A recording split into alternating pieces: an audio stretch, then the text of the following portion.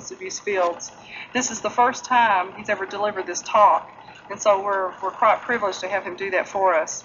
Mr. Brady's from Charlotte, North Carolina, and has long been one of the nation's best-known recovery speakers. A certified addictions counselor in North Carolina, he teaches at alcohol and drug counseling workshops, conferences, schools, and institutes throughout the United States and Canada. He's the author of Sobriety as a Learning Process, a best-selling curriculum for recovery from alcoholism, and Thirsting for Wholeness, describing the spiritual journey of addiction and recovery, both published by Health Communications. Please join me in giving Tom Brady a warm Little Rock welcome.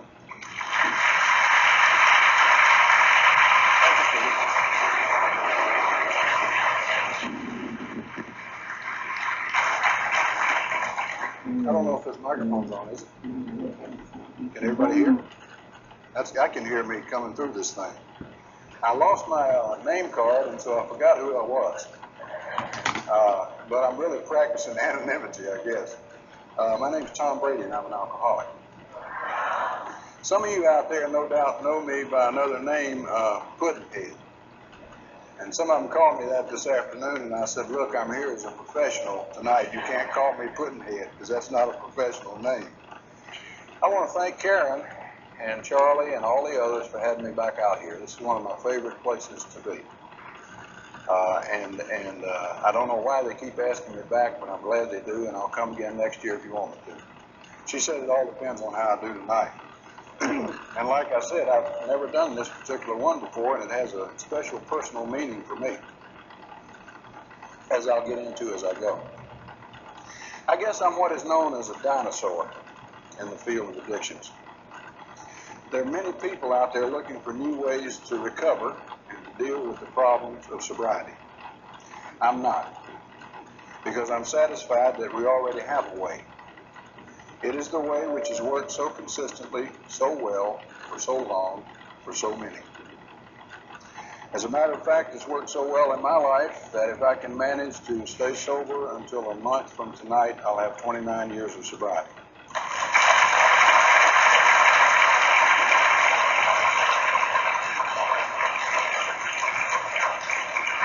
That does not mean, by the way, that I'm special or that I'm a 12-step bigot, because I certainly am not. But this program has worked very, very well in my life, and I tend to circle in and around it and try to look at it in new ways. As a new problem occurs, I try to look at the principles by which I've tried to live and pick out which principles might be able to solve the problem that I'm having right now. And it's never failed to work. I'm kind of like the old mountain man from North Carolina who went down to a flea market one Saturday and bought himself an old little fiddle. And it didn't have a one string on it. And he took it home and he'd stand on the front porch and he'd stand there just plunking on that one string. He was about to drive his wife crazy all day long, just plunk, plunk, plunk from dawn to dark. And she went down to the store one day to go grocery shopping, and she came back and she said, "You're not playing that thing right." She said, "I saw a man downtown and he had a bull fiddle. It had 4 strings on him, and he was moving his hand up and down and playing different notes. You're just not doing it right. The old boy's still just plunking that one string." He said, "Well, I guess that fellow's looking for something. I've found what I want."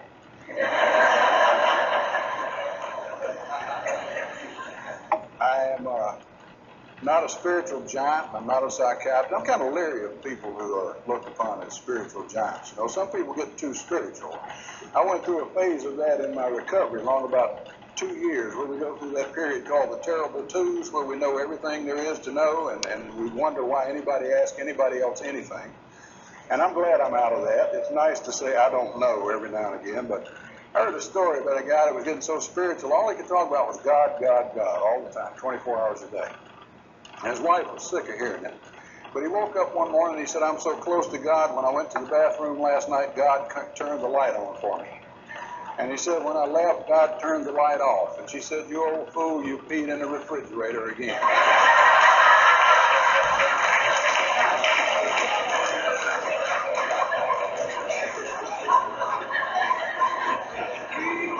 So much for spiritual matters, huh? I have a real problem and an extreme dislike that I want to share with you, and it's for the term substance abuser. And I'm not being facetious when I say this, I'm being serious. To me, this term is inaccurate, misleading, and degrading to addicts and alcoholics. You know, if you don't call those whose bodies react abnormally to sugar abusers, and those whose bodies react abnormally to penicillin abusers, and those whose bodies react abnormally to,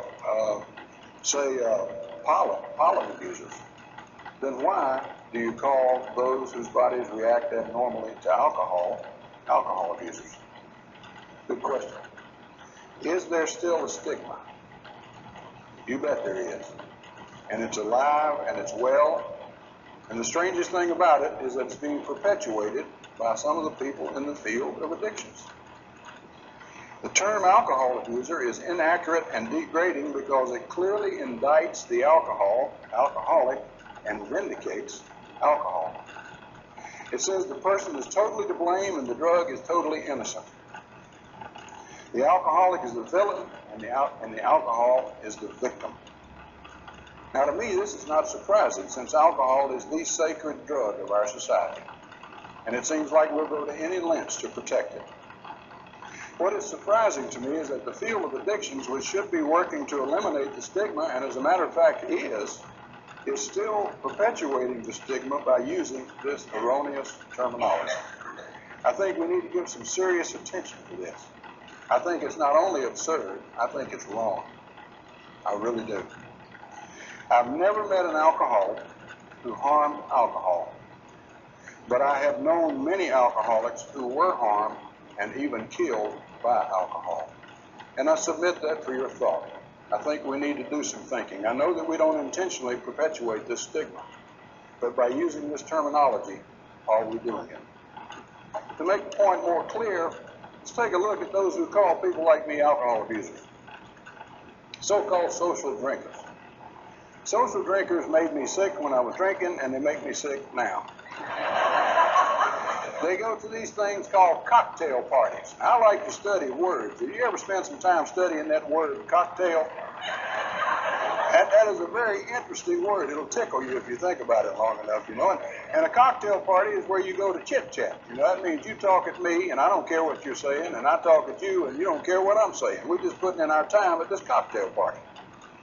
And then they bring out some very fine liquor, and they start putting mess in it. They put Pepsi-Cola and Sprite, water, orange juice, club soda, milk, man. And that's not enough. Then they put vegetables in it, you know, little celery, some carrots and onions and olives and things. That's not enough either. Then they start putting the fruit in, you know, oranges and apples and tangerines and cherries. Then they squirt whipped cream on top of it and stick an umbrella in it with a straw through the middle, you know.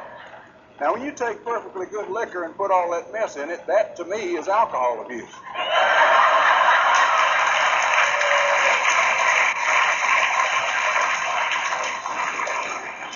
And then when they got it all messed up, they don't know what to do with it. They suck it. Alcohol is not meant to be sucked, it's meant to be gulped. I knew that when I first started drinking, you know. And then the glass gets halfway down, and they think it's half full. I'm an alcoholic. Glass halfway down, it's half empty. And the host approaches. The host is what they call a pusher at this cocktail party. And he says, "May I freshen your drink?" And I think to myself, what does that mean? More whipped cream? And they draw the glass back and say, "Oh no, I'm beginning to feel it. And I want to hit it." If you don't want to feel it, why are you drinking it? People drink essentially because they like the effect produced by alcohol. I read that somewhere. Alcohol has one purpose, make you feel good. You know, you don't want to feel good, you take all them onions and olives and all that other stuff, give me the alcohol. Because you're abusing it. I know what it's for. I will use it. Okay? And in all seriousness, I think we need to give some close attention to what it is that we're saying and the picture it is that we're portraying and what we're doing to perpetuate the shame and the guilt that's already connected with addiction. And I'm serious about that. Let's get down to it. I don't know what I'm going to talk about tonight. I mean, I got a bunch of papers up here, and it may go 30 minutes, and it may go, you know, an hour and a half, maybe even 2 hours. But I remember what my sponsor told me. He says, you never have to be alone again unless you talk over an hour. So y'all can feel pretty safe here, you know. I look around me and what I see is a we world. It's a world of relationships, of interdependency. It has been said that each of us is the only one who can give the other what each of us needs to have. All of us like to receive support, approval, and love from other people. Indeed, we need these things, I do, to reinforce what we feel and believe about ourselves. When we accept input from others properly, it gives support to what we know, feel, and believe about ourselves, and I believe we're healthy. However, when we become too dependent on what others say about us, our beliefs and feelings about ourselves can become based on their input only. And when this happens, we're not healthy. I believe, and some of you know, that life is like a journey. I didn't come up with that. Other people came up with it, and I believe it. The last few years of my journey have been a very trying time. And at a certain point of time, exactly the right time, as it turns out, I came upon an article that was in the AA Grapevine in the year of 1958, in January, written by one of the co-founders, Bill W., and the title of it was The Next Frontier, Emotional Sobriety. And upon reading this, I found out what it was precisely and exactly that I was going through at this time. In this article, which is a letter to another old-timer in Alcoholics Anonymous, Bill addresses the issue of over-dependence on other people. Using his own self as an example, he tells why, even though he was practicing the principles of the program in his life, he was not experiencing the joy and the peace he felt he should feel from doing so. Although he was living the life, he still felt insecure, insignificant, and virtually worthless. He knew he was doing what was right and good, yet he did not feel good about himself. And he knew that depression was just around the corner. And for those of you who do not know about Bill W., he was a world-class depressant. There was a period in his sobriety from 1944 until 1955 when there were days when he was completely unable to get out of bed because of depression. And obviously he didn't want to be put down by depression again, so he started looking at himself very closely. And through examining his life, he discovered that he was and had been almost totally dependent on other people or groups to make him feel good about himself. Almost totally dependent.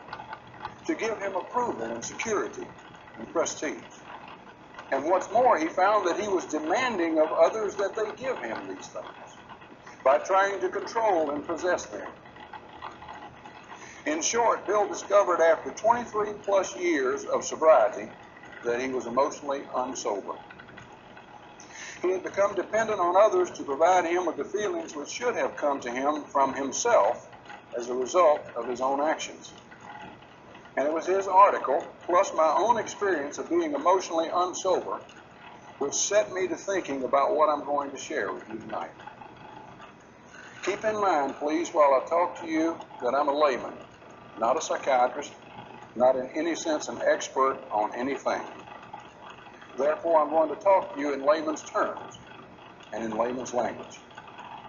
There are two terms I'm going to use tonight. Let me explain them briefly. One is emotional sobriety, and the other is emotional inebriety or unsoberness. Emotional sobriety, loosely defined, is when what I know about myself and what I believe and feel about myself are pretty much consistent. That is, my beliefs and feelings about me match the facts about me. When I'm emotionally sober, I know I'm a good person and I believe it and feel good about myself, for example. And when I'm emotionally sober, the input of others affects but does not determine what I believe and how I feel about myself. Emotional inebriety or unsoberness, on the other hand, is when what I know about me and what I believe and feel about me are not consistent in any way. Sometimes they're almost totally inconsistent. That is, my beliefs and feelings about me do not match the facts about me. When I'm emotionally unsober, even though I know I'm a good person, I don't believe I am, nor do I feel good about myself. Have any of you experienced this? And when I'm emotionally unsober, the input of others almost totally determines what I believe and how I feel about myself. I'm in their hands. I look to others to give me good feelings, self-esteem, and so on. You ever ask your question if you're emotionally sober or emotionally unsober? Let me ask you a series of questions, because you don't have to be in recovery to be emotionally unsober or sober. Let me ask these questions and see what you come up with in your own mind. Do you often do a good job and know it, yet do not feel that you did, nor feel good about yourself? Do you often feel like a loser, even though you know you're not? Does what others say about you unduly influence your feelings and beliefs about yourself? When you express love for someone, are you let down when he or she doesn't respond in kind? Do you often feel afraid even though you know all is well? Do you often feel you're not enough? Do you often believe you and others are falling short of what you or they should be or do? Do you often do nice things for others in order to get attention or compliments? Does it bother you a lot when you know that someone dislikes or disapproves of you? Do you often refrain from doing or saying what you know you should do or say for fear of the reaction? I don't know how many of these questions you answered in the affirmative, but if you answered just several of them in the affirmative, you're probably emotionally unsober to some degree. Although emotional inebriety is not confined to those in recovery, it's especially important to them because it is a stage in recovery through which those in recovery will invariably pass. Let me say that again. Emotional inebriety is a stage in recovery through which those in recovery will invariably pass. And it can be very dangerous to them. At the least, it can preclude a happy, serene, and meaningful sobriety. At the worst, it can and often does lead to relapse. Two things make it more dangerous than any other thing. First, the person is usually not aware of what it is, nor of its presence in his life. And second, when he becomes aware of it and knows what it is, he can't seem to change it. He simply does not know how. Let's look at these two dangers one at a time. Why is the person not aware when he's emotionally unsober? First, most people in recovery don't even know there is such a thing. They experience the feelings, but they have no name for what is happening. They're in the dark. They just know that all is not well. Second, because it usually represents a lifelong pattern of behavior which has become a part of the person's character. And as such, it operates automatically and unconsciously. It's like a tape. A certain thing happens, a certain response comes. A certain thing happens, a certain response comes. Another thing happens, a certain response comes. That response is characteristic of me. I do it automatically and unconsciously. And I used to do things like when you would say, Tom, you did a good job, I'd give you 5 reasons why I should have done better. That was my response. And I wasn't even aware that I was responding that way until it was pointed out to me. It becomes second nature to us, and therefore it's hard to spot. Third, when it shows up, it does not give a clear picture of itself. It usually shows up as a group of symptoms which it can indicate a number of things.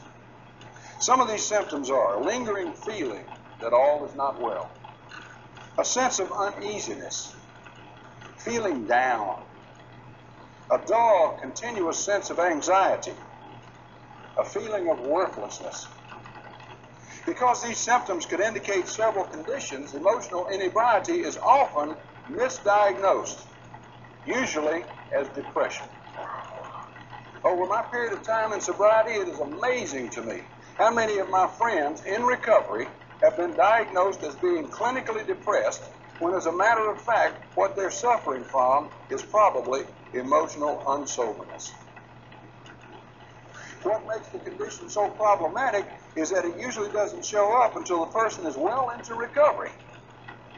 And when it does show up, it does so as the vague group of symptoms I just mentioned. Usually the person is doing his best to practice the program of recovery, so he simply cannot understand why, since he is doing his best, he feels so bad. Over in North Carolina, we've got a term for the onset of this condition. We call it 5-year menopause, because it usually occurs somewhere between 4 and 6 years. The person is doing very well, thank you. His life is going well, his job is fine, his wife is fine, his kids are fine, he is fine, everything's fine, and he's dragging his behind all over the place, and he doesn't know why. It's incredible how many people I have talked to who come to me in this state of being. You know, I don't know what's wrong. What's wrong with me? Everything's okay. I know it's okay. Why do I feel the way that I feel? And this is when it begins to insinuate itself into the person's life. And he does not know. And unless he comes upon someone who does know, he's still in the dark. I was first confronted by 5-year menopause when I was just sober for a little while. And I saw a couple of guys in my group, one about 2 weeks apart, pick up 5-year tokens for 5 years of sobriety and almost get drunk immediately. That boggled my mind and it frightened me. And I asked my sponsor, what is happening here? And he said, 5-year menopause. And I said, well, what are you talking about? He said, go and talk to the last man. And he was in the hospital and he's in terrible condition. And I went and I talked to him and he told me about what I told you, Tom. I had no reason to drink, you know. Everything was just going fine. But I got so depressed, I got so down, I felt so worthless. And I said to myself, what's the use? And before you know it, I took the drink. This is a serious, serious situation. And like I say, it begins at 5 years, but what makes it even more problematic is that it usually is not clearly identified, if indeed it's identified at all, until the person is quite advanced in recovery. Notice when Bill wrote this letter that appeared in the grapevine, he was 23 plus years into recovery. When I first became aware from reading this article about what was going on with me, I was 26 years plus in recovery. Think about it. Before becoming fully aware. Oh, I was aware. No, I was aware for a long time. And yet the unconscious automatic responses continued. I was at this school, for instance, and I got back my evaluations. And all of the evaluations were good. Almost all of them. There was 1 or 2 that weren't. Guess which ones I noticed? Somebody will come up to me tonight and say, you made a good talk, Tom, et cetera, and I'll say, you really think so, or something like that. That's how deep set it really is in us. And I have to watch myself constantly so as not to respond in that old manner, but to choose, if you will, a new response. And that's part of the key to getting over this thing.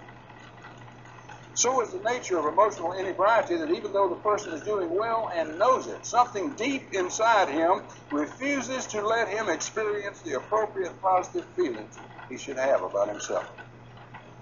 Nor is he able to believe he's a worthwhile person and that all is well. His feelings and beliefs, as I said before, are not consistent with what he knows to be true about himself and his life. He is frightened, insecure, does not like himself or his life. What does he usually do? All too often, he relapses. If he doesn't relapse, he will always seek from another person or from a group of people or from some kind of activity the approval and comfort he cannot seem to find. Most often, and those of you who know people like me know that most often he will get into a sick sexual relationship. Oh, of course, it's supposed to be spiritual. This is spiritual sex you don't understand, you know? That's when you really watch out, when they start calling sex spiritual, because it is. or he gets into emotional religiosity. I will not call it religion. Or he might get into gambling, or he might get into something else. But he'll always fall into some pattern of behavior which he thinks will give him that which he needs, not knowing that that which he needs must come from within himself. I call this pattern he gets into the emotional inebriety syndrome. What Bill called it was the dependency demand cycle. I depend on you for good feelings about me. And what's more, I try to control and manipulate you so I'll get the responses from you that I so deeply need. Dependency demand cycle. And it's always based on false beliefs, and it's always grounded in fear. It consists of some or all of the following. See if any of this fits you. Seeking approval and emotional security from someone or something else. Seeking reassurance constantly. Like, do you love me? Yes. Really? Yes. How much? Yeah. And you keep on and on and on. And you don't do that. I know you don't do that. You know? And it's never enough. Depending on another or others to fulfill all of your needs. Feeling like a victim and blaming others when your needs are not filled according to your expectations. Trying to possess and control another or others to ensure fulfillment of needs, and doing all these things, again, unconsciously and automatically. This pattern of behavior always leads to failure. Why? Because when the person gets what he thinks he needs, it's never enough. And so he tries harder.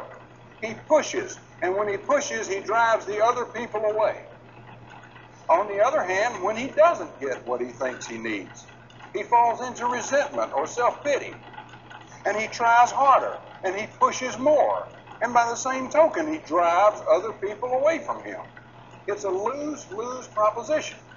In the book Alcoholics Anonymous, with which I hope some of you are familiar, pages 60 to 62, it says most people like to live by self-propulsion. Each person is like an actor who wants to run the whole show, is forever trying to arrange the lights, the scenery, the ballet, and the rest of the players in his own way.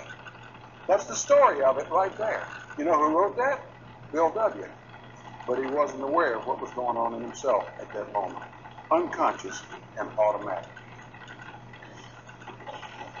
Either way, you get what you want, it's not enough. You don't get what you want, you push, and you lose either way. Undiscovered, this syndrome can severely damage or even destroy a person's life. Discovered, it can be dealt with in such a way that your growth will be enhanced. Are some of you, any of you out there, caught up in this syndrome? Now, if you're sure, fine. Maybe when we get to the end of this, I'll tell you some things to do about it, or suggest some things. If you're not sure you're caught up in this syndrome, take a look at yourself for a few days. Get involved in some uncritical self-observation. See what you see. Watch for the syndrome or one of its manifestations. If it's there, it's there. One of the most common manifestations is usually called people-pleasing. We got any people-pleasers in here? Like all forms of the emotional inebriety syndrome, it's based on false beliefs, it's grounded in fear, and like all other forms, it always fails. Let's look at the beliefs, the dynamics, and the outcome of people-pleasing for a moment. The basic belief involved in people-pleasing is that pleasing others will beget love and approval. Not pleasing them will beget abandonment. And so the basis of the whole belief system there is the fear of abandonment. The people pleaser tries to please to get love and approval. If these are not forthcoming, he tries more. By doing this in one-to-one relationships, he places his emotions and life in the hands of the other person. He looks to the other person to fill all his needs. He puts the other person in the center of his life and makes of the other person a God. He unconsciously tries to control and possess the other to ensure fulfillment of the needs. I know that none of you have ever done that. But in many a relationship in my life, I did exactly that. I put all my eggs, if you will, in the other person's basket. And when the other person walked away, my life walked away right behind them. What is the outcome? Always. The other person abandons him. Why? His basic belief is false. And he drives the other person away by his demanding behavior. The truth of the matter is that even if you please the other to the max, it will not beget love or approval. And if you're looking to another to fill all your needs, you will, because of fear, put such pressure on the other that you'll drive him or her away. Thus, you'll bring to pass the very thing you fear, abandonment. You see, people-pleasing and all other forms of emotional inebriety are always self-fulfilling prophecies. Fear is predictive. As one person said in the Bible, "Lo, that which I much feared has come upon me." In the book Alcoholics Anonymous, it says fear is an evil and corroding thread. It sets in motion trains of circumstances which cause us things to happen to us we felt we didn't deserve. Fear is predictive. It starts movement. It starts behavior. It controls thinking. You get involved in that fear process, and the thing that you fear will come to pass if you fear it enough. The second danger, when you become aware that you're emotionally unsober, and you can't do anything about it. The second thing is maybe more dangerous than the first. Try as he might, the person can't seem to be rid of it. He can't stop these unconscious automatic responses to what happens to him in his life. It seems to have a life of its own, going into motion automatically. The truth is, it does have a life of its own, for it has become an integral part of his character. The only way he can be rid of it is through a profound change in himself, a change in character. Such a change can be accomplished only by the most strenuous effort. And I can hear some of my alcoholic brothers and sisters saying, uh-oh, work. I've done all the work I want to do. Do I have to do this now? You know, I'm in recovery and I've been in it for a long time. Why do I have to do this? Why? And I've learned over the years there's only one answer to the question why. Because. Best answer in the world. Every child knows it. Why'd you do that? Because. Because why? I don't know. The saddest thing about this whole process, in my experience, is that most people who are emotionally unsober will remain that way at some level for the rest of their life. Why? Some won't ever be aware of it. They'll just feel bad. Others, if aware of it, will not know what to do to change it. And others, when they know what to do to change it, will not be willing to put forth the necessary effort to do so. It's like a friend of mine told me one day, and he's been sober about a year longer than I have, and we were sitting down talking. And he said, they told me when I came into recovery how many times I was going to have to surrender and how many things I was going to have to surrender to. I'd have never joined this outfit. Anybody that thinks sobriety and recovery is a free ride better think again. It's the hardest work that a human being will ever do. Recovering from a fatal illness is hard work, effortful work, purposeful work that must be done or you die.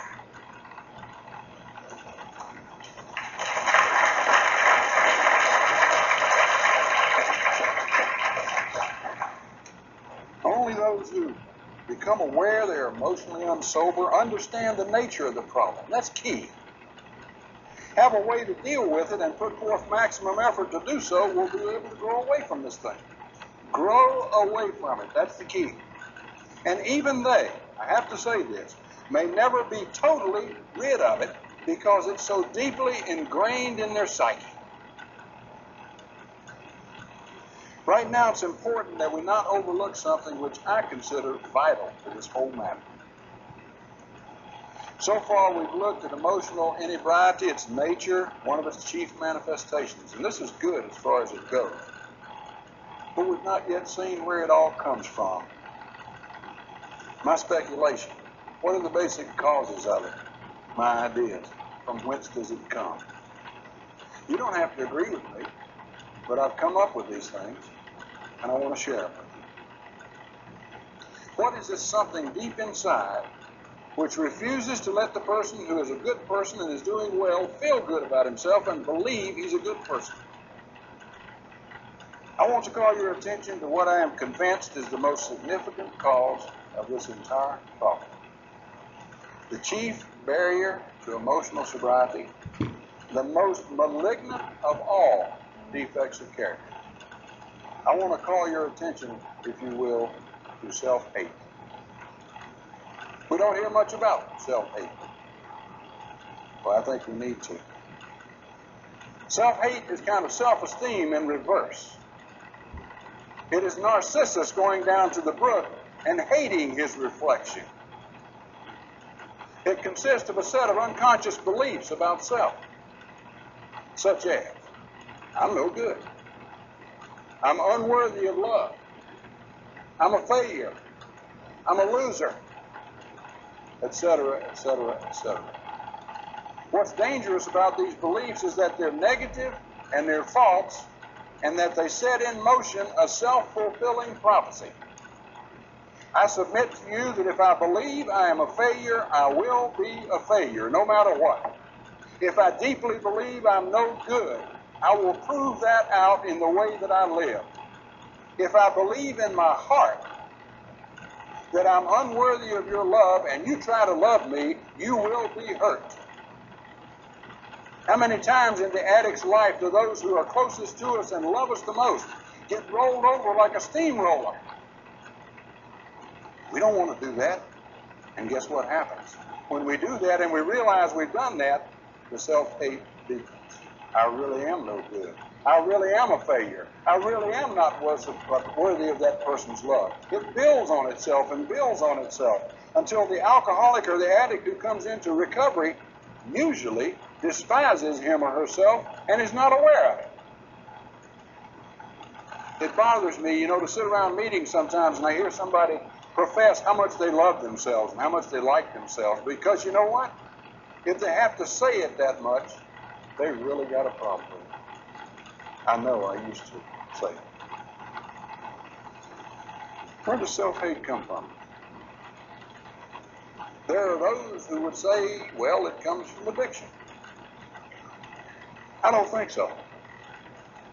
Although it's reinforced and magnified by addiction, the beliefs which constitute self-hate do not come from addiction, in my opinion. The fact of the matter is that these beliefs precede addiction and often last well into recovery. I am aware in retrospect that I hated my guts when I was 5 years old, and I hated myself just as much when I was 5 years sober.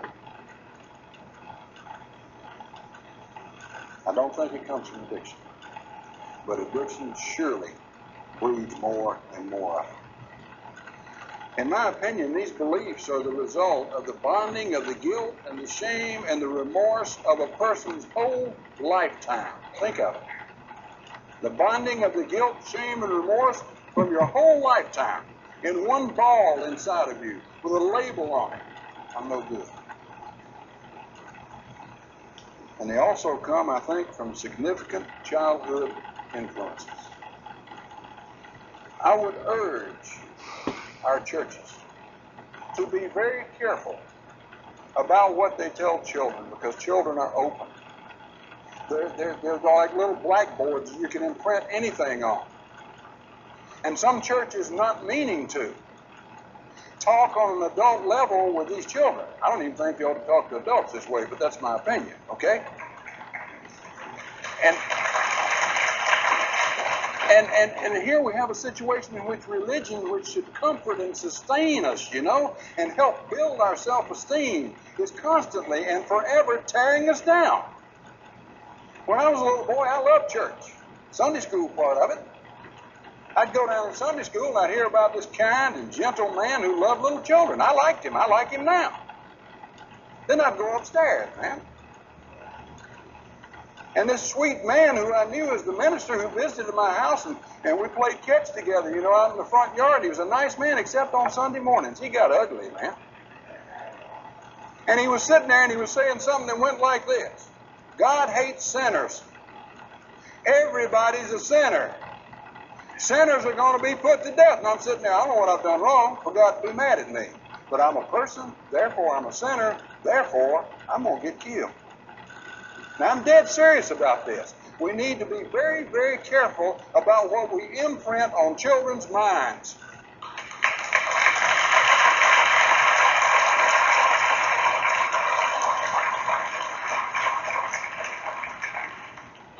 One very personal opinion, and I believe if Jesus came back to earth today, he'd get out the whip again. Self-hate produces symptoms, too. Self-haters have an excessive need for acceptance or approval. Would you believe I was a straight-A student? Would you believe that in that church, the highest rank in the Royal Ambassadors for Christ in the Southern Baptist Church was Ambassador Plenipotentiary? And I made that rank faster than anyone had ever made it before? Would you believe that I was a disgustingly perfect little boy? Absolutely disgusting. Trying to get that approval, because I had none. And yet when I got it, I would say to myself, this is nice, but what's next? It's not enough. Desperately needed acceptance and approval. Desperately tried to get it by excelling in everything I ever did. This pattern continued all the way through college. How about y'all? 3.94 average, majored in history and philosophy, minored in religion, Greek, and English.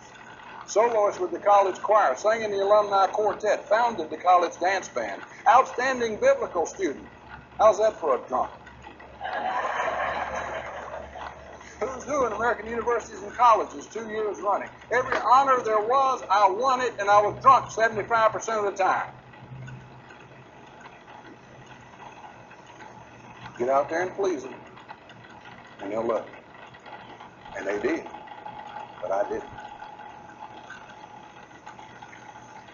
Self-hating people always sabotage themselves.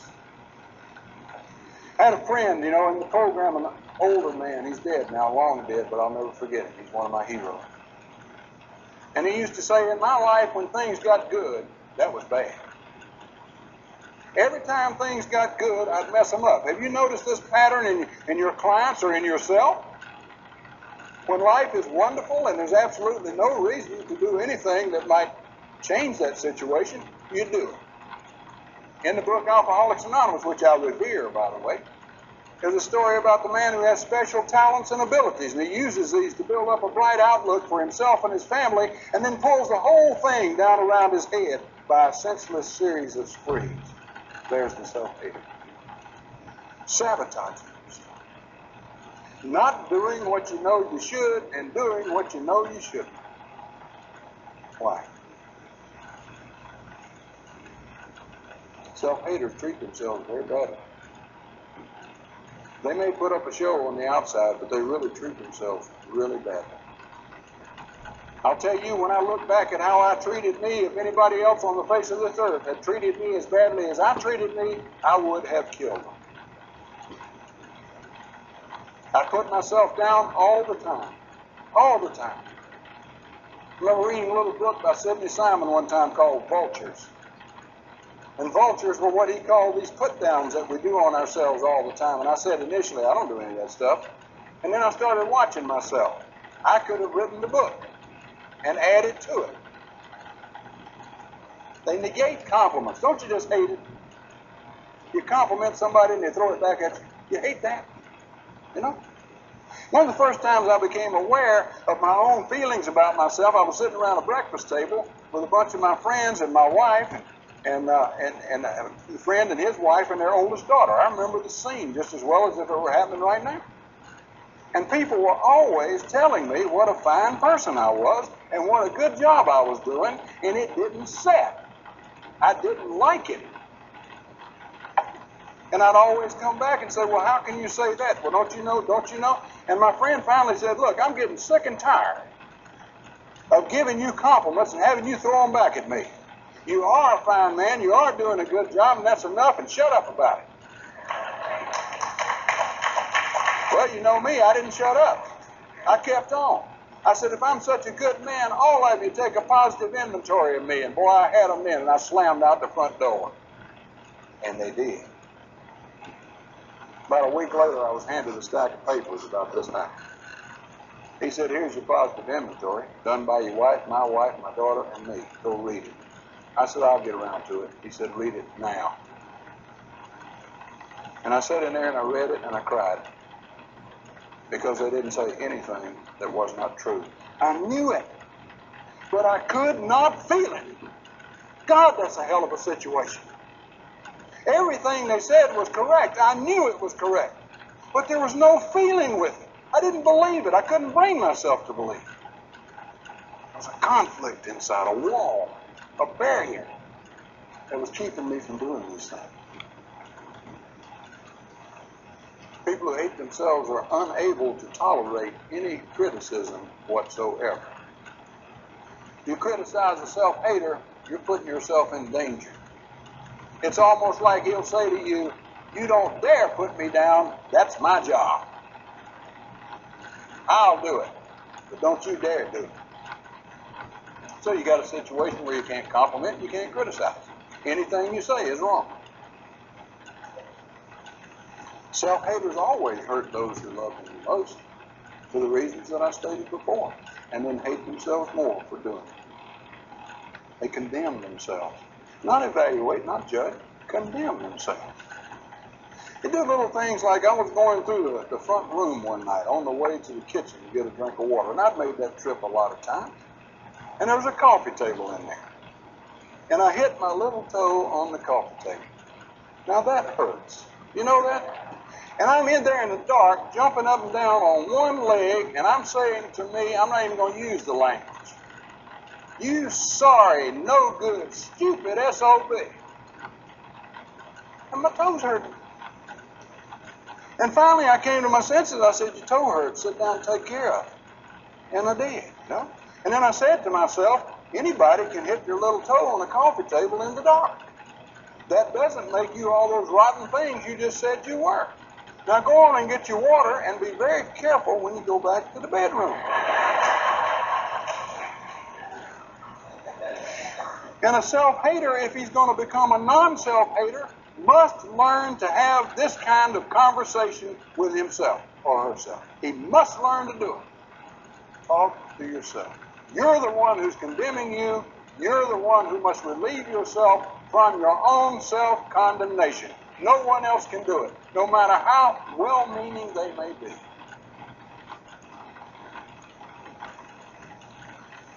But throw this one in too. All self-hating people have a very negative concept of any higher power. How could they have any other concept? I'm rotten, God must believe I'm rotten too. And if I'm as rotten as I think I am, he must be a judge. Yeah, he's got his book keeping track of me. That's the height of arrogance. You know that? That God would take the time to keep a book on me. But this is a big barrier for a lot of people when they come into recovery, this higher power thing. Even though fellowships like AA make it as open as they possibly can, you know, even if you're willing to believe, they say, there's still a barrier there. What is it? The self-hate, which throws out a certain concept of a higher power, which is frightening. The person who hates himself cannot possibly feel good about himself, nor can he believe he's a good person, period. Unless there's a radical change, he will become what he erroneously believes he is. There's that self-fulfilling prophecy all over again. How does one overcome being emotionally unsober? I believe there's a solution. But it will take a real commitment to change. It will take a means of bringing about the change. And it will take a major effort to effect that change. Why? Because we're talking about the deepest kind of change. Again, a change in character. There is no deeper change than that. Without such a change, the condition will continue. It cannot do otherwise.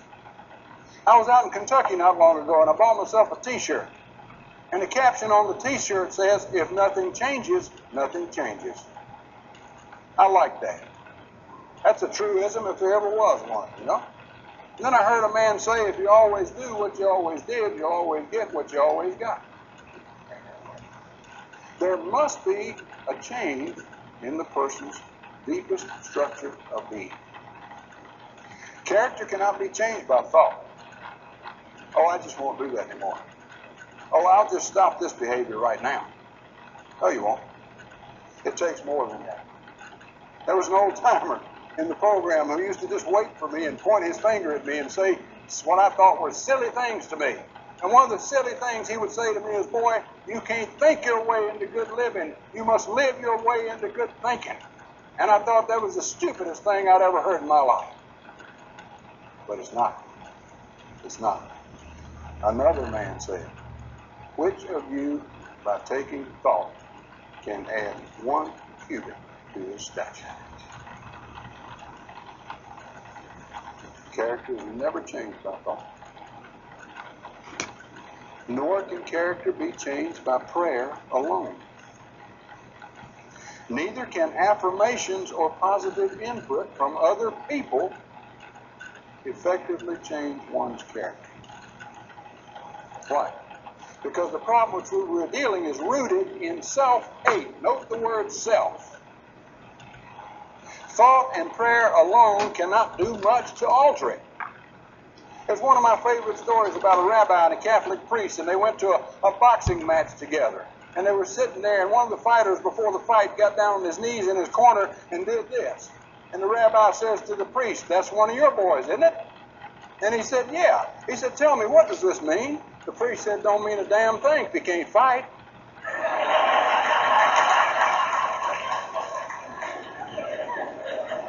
The input absolutely bounce off of self-hate. Do you hear what I'm saying? Affirmations and positive input, no matter how well-meaning, just boom, boom, boom, all over the place. They fall off. I remember once, I went into therapy. That was a hoot. This was after sobriety, And what it was this redhead was driving me crazy. And I got, I'm not even going to get into that. It's none of your damn business, okay? This psychologist was a wonderful little guy, a little Jewish guy named Shapiro, and I loved him, and he loved me. He'd take me out for Chinese food. We got to be real good friends. He was a hypnotist, and he was real good, And he'd lay me down there and get me in a trance, and he'd start talking this stuff to me about what a nice person I was. And I remember one day he said to me, "You're a mensch." Now, that's the Jewish word for a man in the biggest possible sense of that word.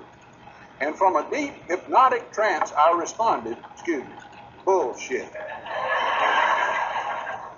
I'm telling you, self-hate even goes beyond hypnotic trances. You understand what the point I'm trying to make? It bounced off. I wasn't about to believe that. I knew he meant it. I knew it was true. But I wasn't about to believe it.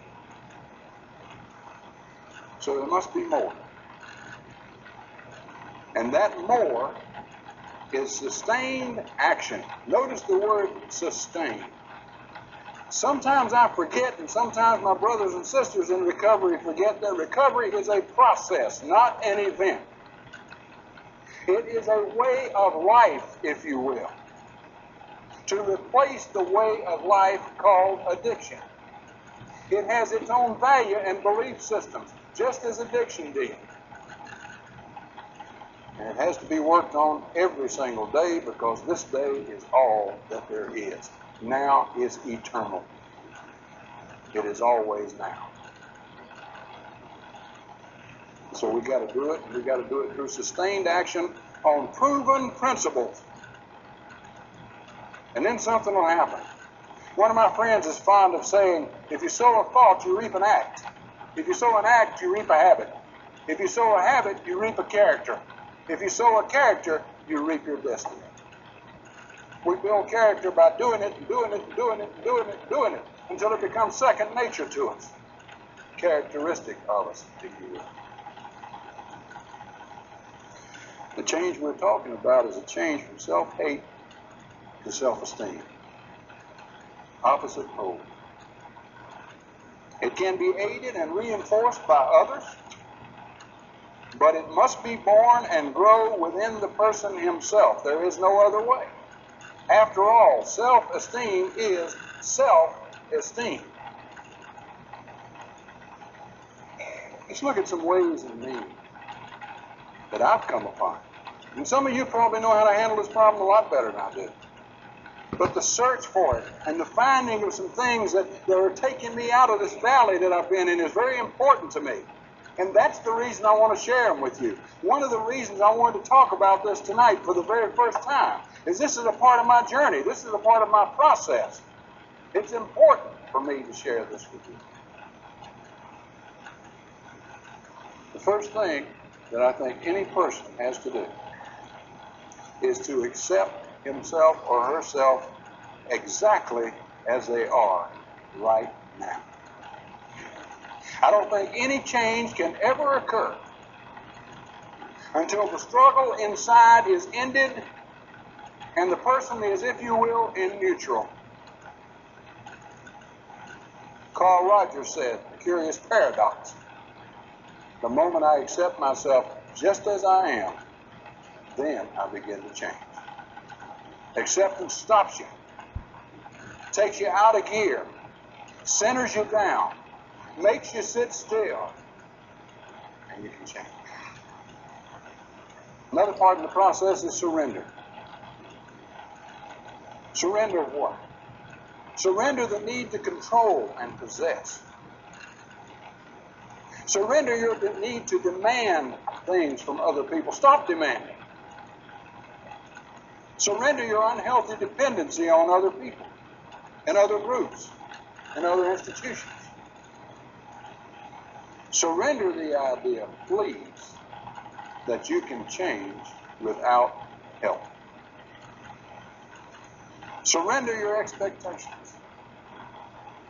At first, when I thought about doing this, I was going to say surrender your unrealistic expectations. But in a real sense of the word, most expectations are unrealistic. I enjoyed an article on the airplane the other day. I was going somewhere. I'm always going somewhere. And it was by this English actor, Welsh actor, Anthony Hopkins. And I'm a great admirer of his acting ability, and I have become a great admirer of his personhood. And he said in this article 3 very important things. First, he said, my life is none of my business. I just go with the mystery. God or destiny or whatever just lays it out there and surprises me every now and again, and I kind of enjoy the trip. And then he said something else important, the second thing. It is not my business what other people think of me. I train myself to believe it is not my business what they think of me, and I go about my business and let the rest of the business take care of itself. And the last thing he said is I train myself every single day to have no expectations. None. Think about it. It kind of opens things up. And anything that happens can be a gift without those expectations. The next thing is believe. Believe that with the help of others, be they sponsors, be they friends, be they therapists, that with the help of others and with God, you can and will become emotionally sober. Beliefs, as we have seen, be they negative or positive, are very, very powerful, and they're predictive. Positive beliefs are very powerful also, and I believe they can be predictive. Next, get back to the examination of yourself. Become aware of your false beliefs about yourself, and if you can, their origins. But don't belabor yourself. Don't beat yourself up if you can't come to the reason why you did the thing at that time. Just do your best to seek within yourself. What are these beliefs in myself, and where did they come from? And more important than that, see and become familiar with the behavior patterns which are based on these false beliefs. That's even more important than knowing where they came from. Because you can react in a different way even if you don't know where they came from. Where if you're burdening your mind with trying to figure out all the whys and wherefores, the reaction goes wanting, and the reaction is the most important thing. I believe I have to talk with another about what I find. I have to share it. I have to familiarize this other person with my behavior patterns. There are two reasons for this. First, to get it out of my system. Second, to ask this person to help me watch for these patterns. It gives me an extra set of eyes and give him carte blanche. When you see me falling into one of these old destructive patterns, please, please tell me. Don't hesitate. Even if I get mad when you tell me, and I probably will, do it anyway. And it might be better to have 2 or 3 people doing this for you. Because you know, my vision is limited. I need more eyes than I have. Try to repair the damage done to other people. God. When the book Alcoholics Anonymous says that the alcoholic is like a tornado roaring his way through the lives of other people, it tells the truth. Hearts are broken, it says. Sweet relationships are damaged. Try to repair. Try to repair. Not crawl. Please, not saying, I'm sorry, I'm sorry, I'm sorry. I hate that. That's a self-description.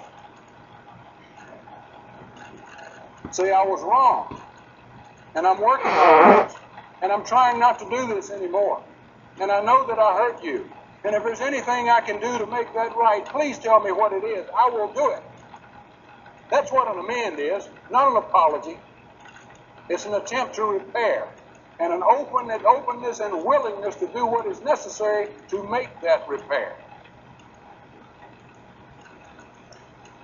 Ask God, whatever higher power you believe in, to help you in this process of character change, to remove these false beliefs which constitute this thing that's really eating at you, to help you forgive yourself.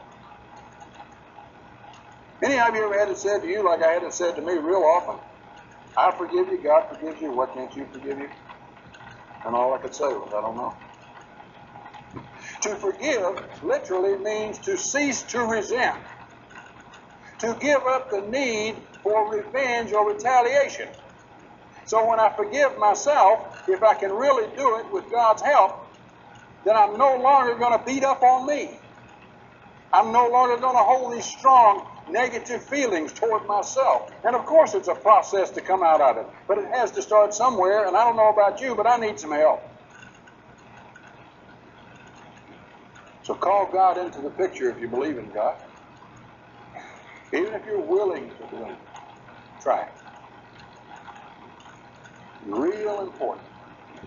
Watch for the manifestation of emotional inebriety. Watch. Watching is an ancient and honored spiritual tradition. It means wake up. Observe yourself. Look at what you're doing to yourself and others. Keep an eye on you. It means to observe me, but in an uncritical kind of a way. Aha, I'm doing this. Aha, I'm doing this. And make correction when I find it. And watching is very important because about all we're going to see of our self-hate and our emotional inebriety is going to be the symptoms of it, the manifestations of it. So we need to know what they are, and knowing what they are, then I need to watch for them. As I said earlier, character traits appear like taped messages. You know, a certain thing happens, I respond in a certain way. Wouldn't it be nice if we could reach inside and throw the old tape away? There goes self-hate. Wouldn't it be nice if we could put that sucker on erase and erase all that? Can't be done.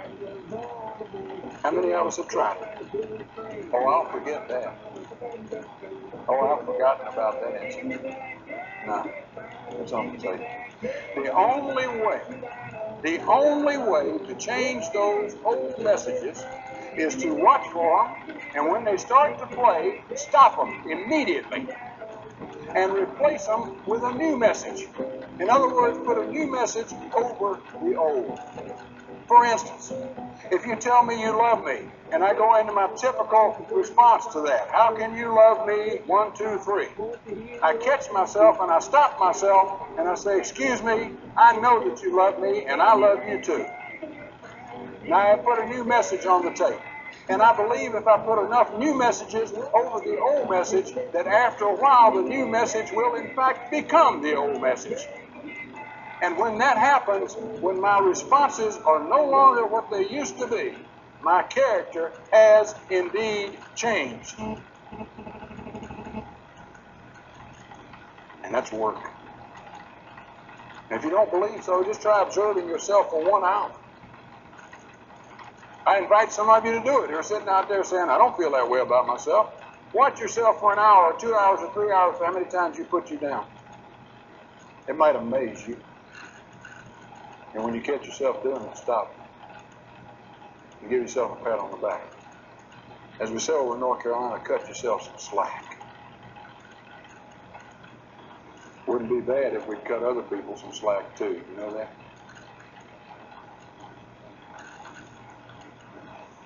Give to others what you want and need.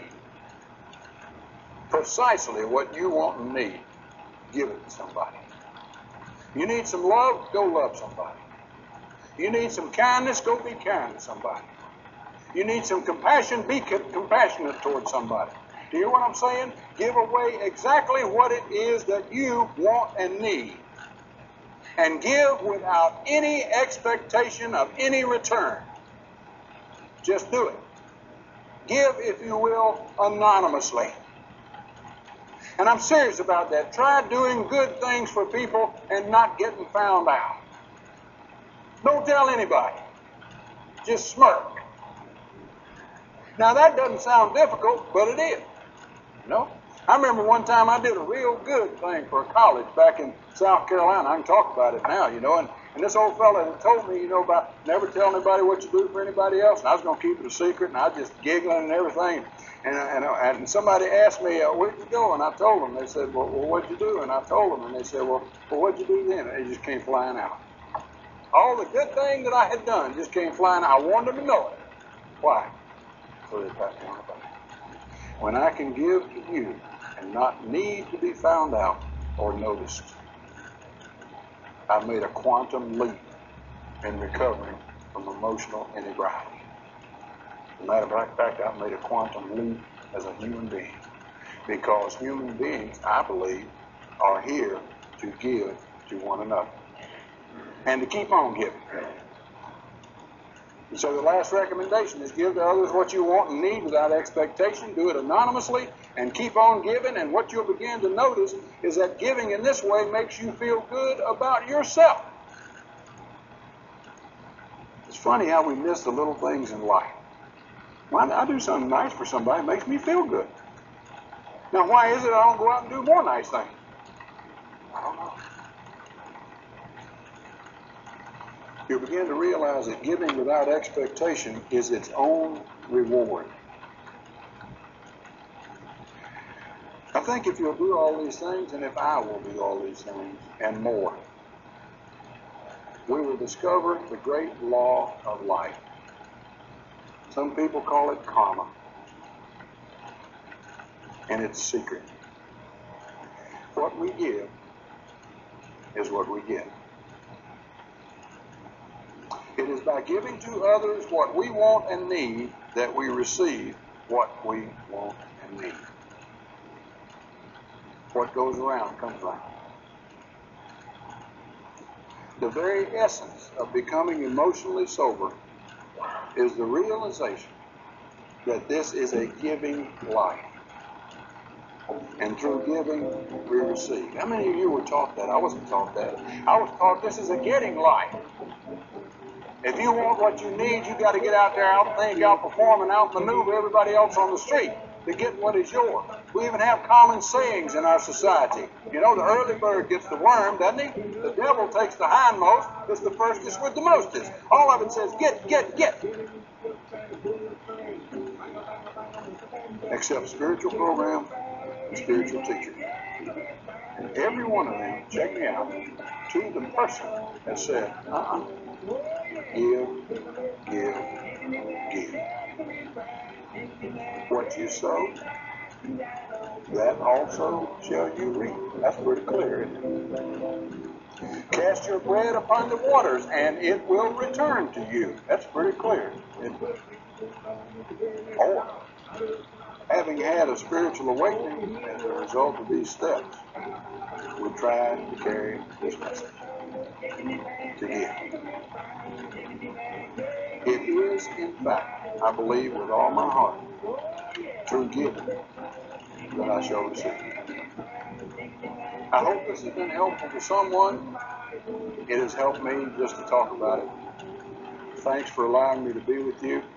And I don't know you, but I can truthfully say I love you. Thank you.